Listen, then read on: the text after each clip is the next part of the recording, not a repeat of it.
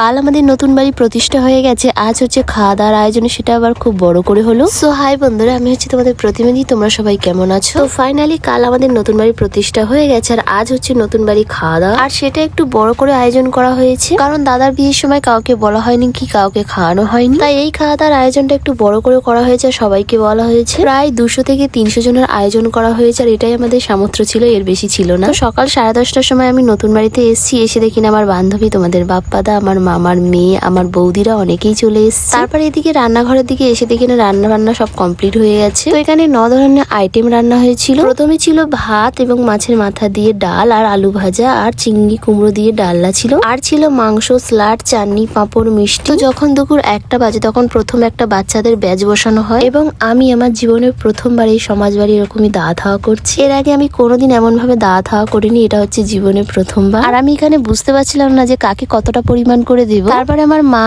কাকি, মামিরা তারা সবাই বলে দেয় যে তুই এরকমই ভাবে দে। আর আমার ভিডিও যারা রেগুলার দেখে তারা ভালো করেই জানে যে আমি কাজবাজ করতে ভালোবাসি। তো বিশ্বাস করো, এরকমই 9টা থেকে 10টা ব্যাচ বসেছে, আর প্রত্যেকটা ব্যাচে আমি, আমার দাদা, আমার মামি, আমার কাকি, আমার মা সবাই মিলে আমরা দাওয়াত হাওয়া করেছি। আর একটা দাদু ছিল, তিনিও খুব সাহায্য করেছে আমাদের। আর বিশ্বাস করো, আমি 1টা থেকে 3:30 অব্দি দাওয়াত হাওয়া করেছি। আমার হাত পা এতটা যন্ত্রণা করছিল যে কি বলবো। আর আমি দাওয়াত হাওয়া করছিলাম আর ভাবছিলাম হয়তো এবার লোক আসা শেষ হয়ে যাবে, কিন্তু 3:30 অব্দি লোক আসতে থাকে। অবশেষে 3:30 অব্দি আমি দাওয়াত হাওয়া করেছি। ওর ওপারে আমি আর পারিনি, কারণ আমার হাত পা খুব যন্ত্রণা করছিল আর খুব কষ্ট হচ্ছিল। আর এই যে তোমাদের বাপ্পাদা, আমি খেতে বসিনি বলে সেও খেতে বসেনি। তো আমরা 4টার সময় খেতে বসছি, আমি, তোমাদের বাপ্পাদা, আমার দাদা, বৌদি সবাই। আর লাস্টে আমার মা, কাকি, মামি তারা দাওয়াত হাওয়া করলো। তো আমাদের খাওয়া দাওয়া কমপ্লিট হয়ে গেছে। তো 4:30টার দিকে মা, কাকি, মামিরা তারাও খেতে বসে পড়লো। আর আমাদের মাটির বাড়িতে কোনো জিনিস এখন পাকা বাড়িতে আনা হয়নি, তো কাল থেকে সব জিনিস মাটির বাড়ি থেকে পাকা বাড়ি নিয়ে আসা হবে। আজকের মতন টাটা।